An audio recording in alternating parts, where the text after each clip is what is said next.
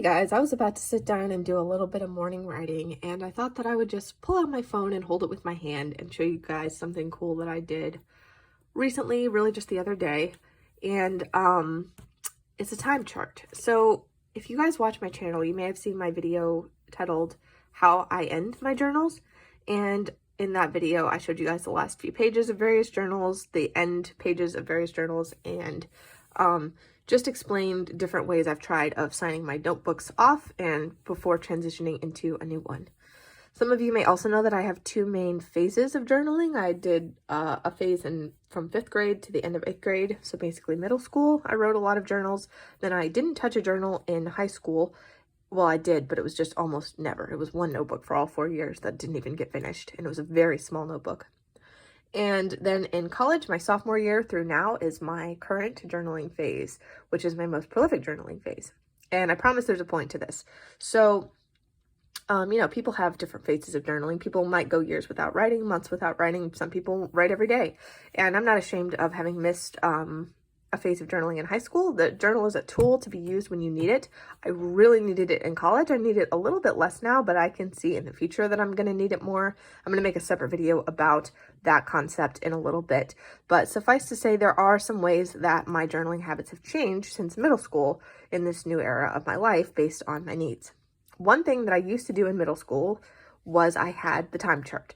And what the time chart is it is a system of, I guess, kind of like code words, but not really, just specific words that are used to indicate how far apart journal entries are. And that stands for journal entries on the same date. So for example, if I write an entry and then I wait, a certain number of hours and then I come back and write another entry, I will preface that second entry with an indicator to indicate approximately how much time has passed between the two entries. And that's something that I did not continue in college, but I kind of wish that I would have, because I wrote multiple entries per day in college, like a lot. I did a lot of writing in college, more than in middle school. And it would have been interesting to be able to track those patterns of when I most frequently wrote and how long between entries I usually went. I thought I'd try that again with this particular journal, especially since I'm trying to get back into the practice of writing. I found that I was going without writing for a while, and it was turning from a season of not needing the tool to a season of maybe avoiding the tool or not taking advantage of it when I do need it. So I've been doing some other things to get myself back in there, and I want to track some of the patterns about how I used to journal.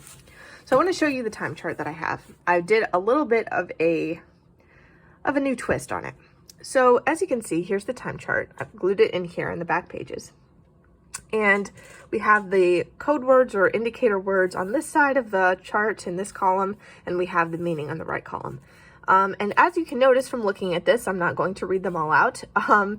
It's measured based on meals. So this was something that I came up with back in middle school, and I thought it was a really clever, cozy idea, like a really clever way to measure how long time had gone between two entries. So for example, if I write before breakfast and then I come back after lunch in the afternoon and write, I would write considerably later in front of that second entry. And that would show that 2 meals had passed since the previous entry of that day. Now, the interesting thing when I went back to make the time chart was I kind of sat for a second and considered, do I want to do it this way again?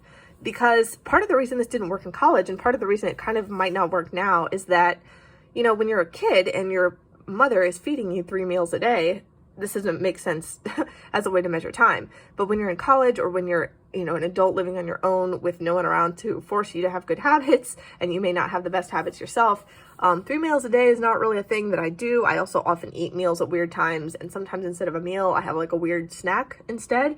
So there's not a lot of consistency in terms of these measurements like there was when I was a kid.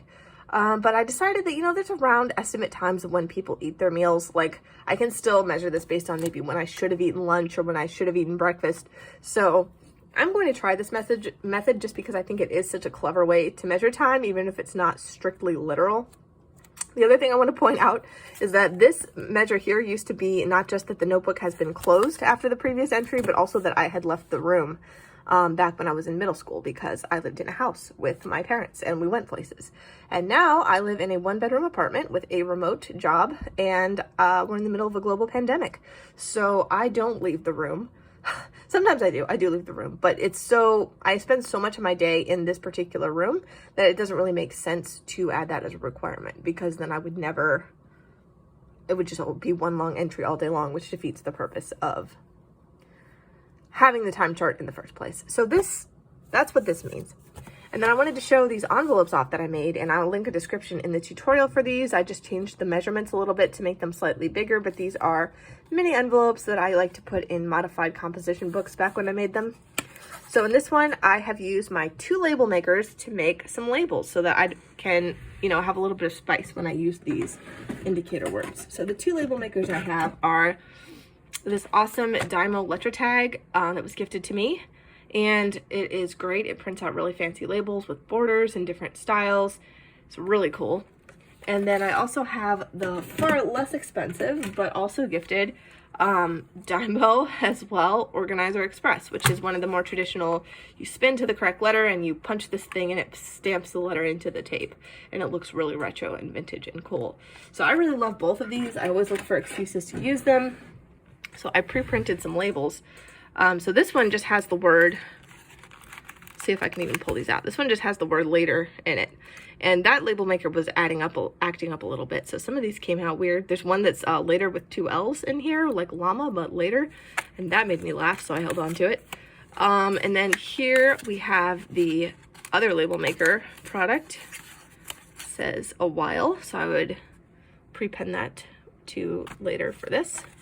And you can see where the rest of this is going. So we're going to have considerably in this pocket for 2 meals that should have passed. Got a little flower border there. I had to choose between flowers and hearts.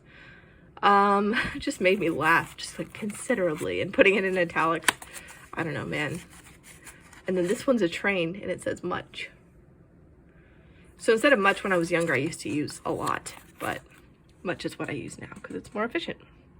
So that is the time chart in my journal, and I will maybe do an update and let you guys know how it went. But in the meantime, I've got a couple other videos in the works for this channel. I'm reorganizing my sticker collection. I want to show you guys the result of that. Very good result, spoiler alert. And I want to talk a little bit about different seasons of journaling and how we use our tools in different ways, which was inspired by a video that Anna from Girl and Quill just recently put out. So be on the lookout for those. If you like this video and you want to see more, of course, you can subscribe and feel free to drop a comment. I like to interact with people about journaling. If you would rather not engage with my videos, but you want to find me on Instagram, my Instagram is in my channel. It's in my description. So you can PM me if you don't want to like boost my stats. I'm not here to try to get a following and get clout. I just like talking to people about journaling, and that's why I'm part of this community. So I hope you have a great day. I hope you are staying safe, and I will see you very soon in some more videos. Bye.